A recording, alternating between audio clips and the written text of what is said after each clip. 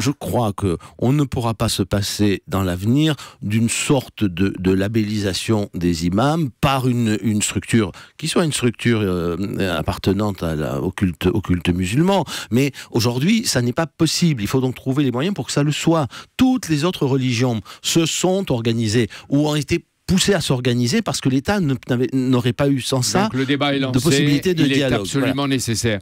Mais il est nécessaire, encore une fois, vous savez, je vous donne un exemple que personne ne connaît. Sous l'empire de la loi de 1905, il existe aujourd'hui dans la République un pouvoir d'objection de la part du gouvernement chaque fois que le pape nomme un évêque à la tête d'un diocèse. Voilà, vous ne le saviez pas.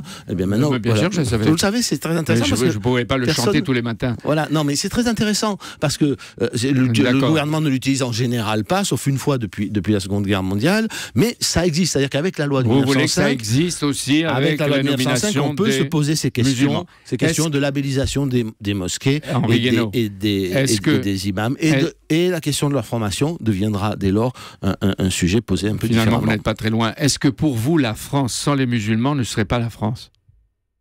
Mais la question ne se pose même pas, comme la France sans les Juifs ne serait pas la France, mais il faut que les musulmans, aujourd'hui, qui représentent la deuxième religion de France, trouvent leur place dans la République et dans la nation. Ça veut dire aussi que chacun doit faire un effort pour s'adapter à la culture, à la civilisation, au mode de vie. Très bien. Voilà. Mais c'est un débat et on en parle de plus en plus, et même au moment des départementales, des élections régionales. Oui, parce que c'est devenu un énorme sujet.